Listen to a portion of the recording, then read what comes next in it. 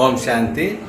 నిన్న మన భారతదేశం ఆసియా కప్పు అదే విజయం సాధించింది కనుక అందరూ సంతోషతగ్గ విషయం. అంటే మన భారతదేశం అనేది చాలా గొప్ప అన్నమాట. ఏదైనా అంతే కదా భారతదేశం కోసం. అయితే భారతదేశం కోసం చెప్పుకున్నప్పుడు కొన్ని విషయాలు మనం చెప్పుకుందాం, ఆధ్యాత్మికంగా కూడా చెప్పుకుందాం.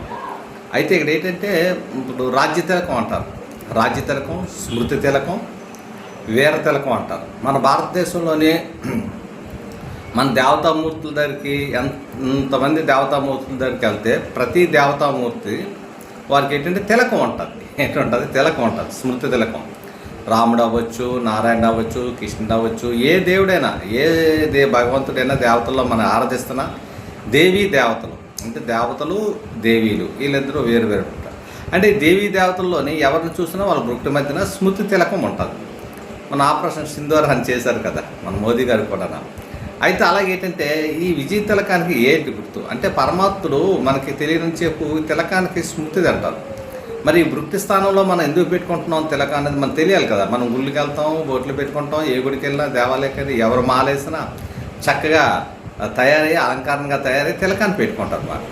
ఇది తిలకం అనేది ఎక్కడ ఉంటుంది అన్నమాట. ఇది తిలకం అంటే ఇంద్రం నయనం ప్రధానం అంటారు. ఇది కాదు, ఈ నేత్రాల్లో ఉన్నప్పటికీ ఎందుకంటే ఆత్మ శరీరం వదిలేస్తే ఇంకా కళ్ళు చూడలేవు. ఏం చూస్తారు? చూసే మూడో నేత్రం లేదు కదా, అందుకే మూడో నేత్రం కావాలంటారు.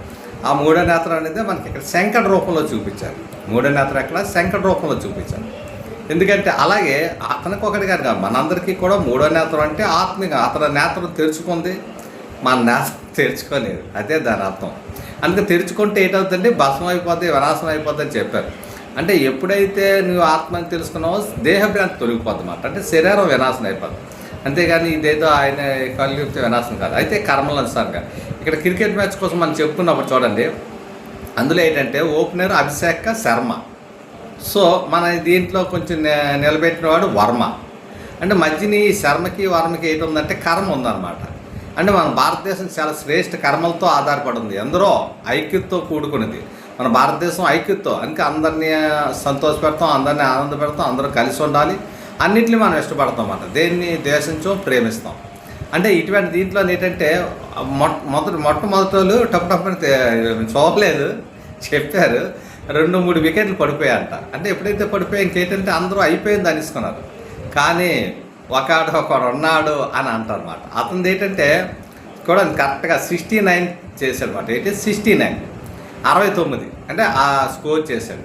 అంటే ప్రతి దానిలో ఆధ్యాత్మిక రహస్యాల్లోనే దాగి ఉన్నాయన్నమాట. ఇది చాలా మంచి